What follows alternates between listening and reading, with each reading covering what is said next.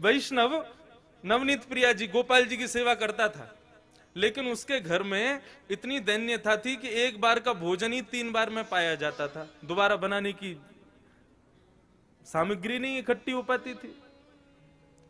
अब उसका कोई एक मित्र आया, वो पैसे वाला, उसने आकर के उससे कहा और भाई सब ठीक? बोले हाँ सब ठीक। बोले तुम्हारा दिन सुधर गए कि नहीं? बोले अब वैसे ही है भैया, क्या करें, एक समय अब रोटी बनती है, उसी से शाम तक का गुजारा होता है।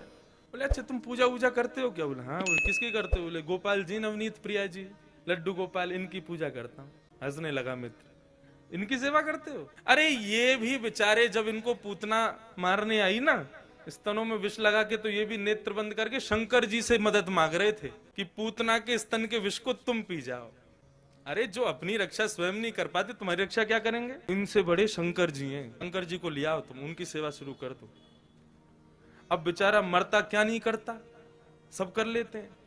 शंकर जी ले आया दूसरे दिन, और नवनीत प्रिया जी लड्डू गोपाल जी को दूर एक जगह टेबल पर बिठा दिया। बोले तुम्हारी सेवा अब हो गई, तुमने तो कुछ किया नहीं, अब इनकी करेंगे हम। अब शंकर जी की पूजा उसने शुरू कर दी।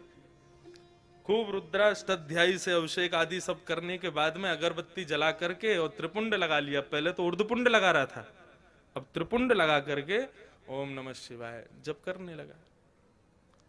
अब जैसे ही आंख खोल के देखा तो जो उसने अगरबत्ती जलाई थी उसका धुआं उड़ करके गोपाल जी के पास जा रहा था। अब वो धुआं है, वो तो कहीं भी जा सकता है।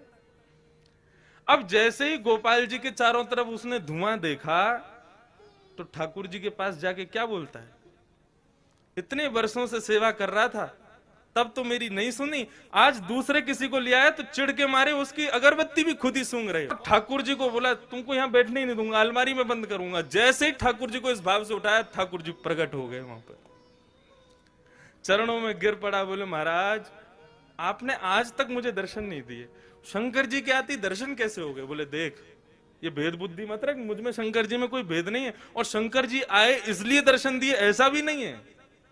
तो बोले क्यों किए, फिर क्यों दिए दर्शन आज आप? बोले कल तक तुझे ये नहीं लगता था कि मेरी नांग सूंघती भी है, कल तक तुझे ये नहीं लगता था कि मुझे भी जलन हो सकती है, लेकिन आज तेरे भीतर ये भाव आया कि मैं चैतन्य हूं, ये अगरबत्ती मैं भी सूंघ रहा हूं, मुझ में भी एक जलनशीलता आई है, मतलब मैं साधारण मूर्ति नहीं, मैं चैतन्य हूं। जब तेरे हृदय में ये भाव आया तो मैं पीछे क्यों हटूं, मैं भी प्रकट हो गया, मैं भी क्यों मूर्ति तक रहूं? जब तू ही मुझे इतना ऊपर पहुंचा चुका है तो मैं भी प्रकट हो गया। तो ठाकुर जी का दूसरा स्वरूप भागवत कहती है चैतन्य।